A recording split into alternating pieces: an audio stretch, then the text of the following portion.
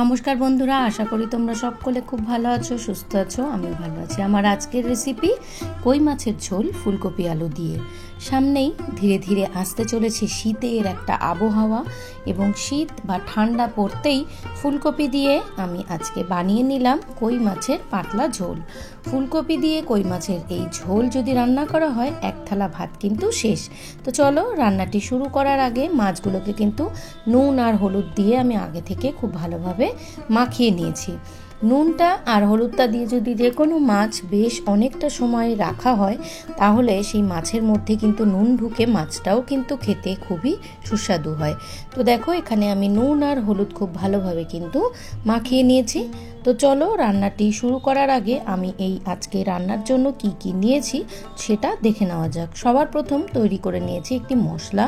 সেই মশলার জন্য নিয়েছি আমি 1.5 চামচ হলুদ গুঁড়ো, 1 চামচ জিরের গুঁড়ো, 1 চামচ কাশ্মীরি রেড চিলি পাউডার, 1 চামচের থেকে একটু বেশি নুন, আর 1 চামচের থেকে একটু কম নিয়েছি চিনি, আর নিয়েছি 1 চামচ মতন কাঁচা লঙ্কা বাটা আর 1 চামচ আদা বাটা। এই সমস্ত উপকরণগুলো জল দিয়ে মশলাটি ভিজিয়ে রেখে দিতে হবে বেশ কিছুক্ষণের জন্য। মশলা ভিজে গেলে কিন্তু সেটা ফুলে কোয়ান্টিটি অনেকটা বেড়ে যাবে এবং সেটা যখন ঝোল তৈরি করা হবে সেটা দিয়ে কিন্তু দুর্দান্ত স্বাদের একটি ঝোল তৈরি হবে। আর রান্নার জন্য নিয়ে নিয়েছি ফুলকপি কেটে নিয়েছি, আর নিয়েছি লম্বা লম্বা করে কেটে নিয়েছি আলু।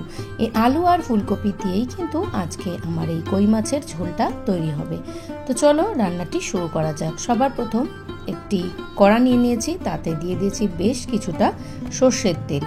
তেলটা গরম হয়ে যাওয়ার পর আমি এখানে 1 চামচ মতন ফোড়ন হিসেবে কালো জিরে দিয়ে দিয়েছি।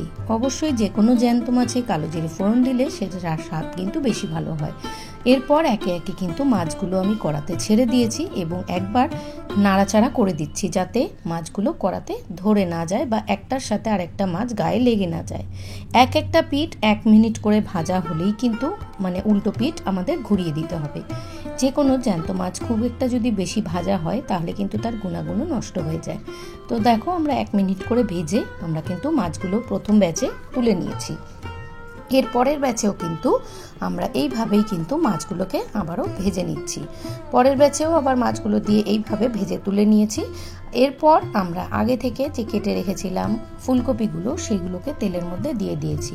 তো ফুলকপিটা কিন্তু কয়েক মিনিট একটু সুন্দর করে ভেজে নিতে হবে। আগেই কিন্তু আলুটা আমরা এখানে ব্যবহার করিনি, কারণ আগে আমরা ফুলকপিটা একটু বাদামি বর্ণের করে কিন্তু ভেজে নিচ্ছি। তারপরে কিন্তু আমরা এখানে আলুটা ব্যবহার করেছি। ফুলকপির গায়ে যখন হালকা একটা বাদামি বর্ণ ধরে এসছে তখনই আমরা আলুটাকে এখানে দিয়েছি।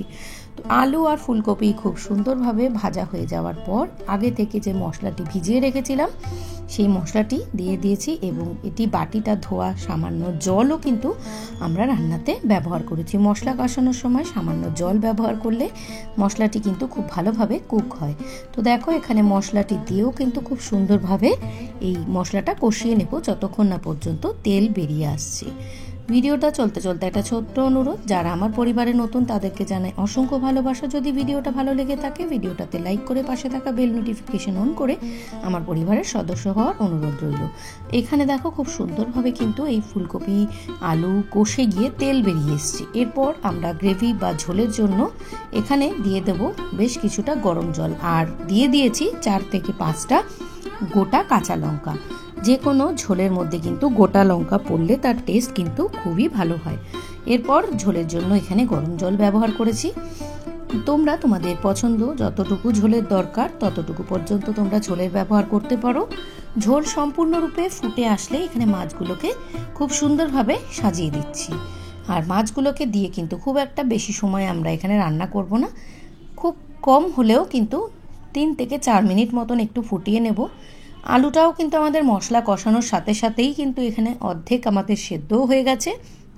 এরপর 3 থেকে 4 মিনিট পর এই সুন্দরভাবে যখন ঝোলটা ফুটে উঠবে আমরা এর মধ্যে ব্যবহার করেছি বেশ কিছুটা ধনেপাতা, ফ্রেশ ধনেপাতা। তো ধনেপাতা থাকলে দিতেই পারো, যেহেতু এটা শীতকালীন একটি মাছের রেসিপি। তো শীতকালীন যে কোনো সবজিতে ধনেপাতা ব্যবহার করলে খুবই সুস্বাদু হয় এবং শীতকালীন যে কোনো সবজিতে ধনেপাতা অ্যাভেলেবেলও থাকে। তো দেখো এখানে আমাদের কিন্তু পুরোপুরি মাছের ঝোলটা সম্পূর্ণরূপে রেডি। তো কেমন লাগলো তোমাদের আজকে আমার ভিডিওটি অবশ্যই কমেন্টের মাধ্যমে জানিও। আর গরম গরম ভাতের সাথে এরকম কই মাছের ঝোল কেমন লেগেছে সেটা অবশ্যই। চলো আমার আজকের ভিডিওটা এই পর্যন্তই, ততক্ষণ পর্যন্ত সকলে ভালো থেকো।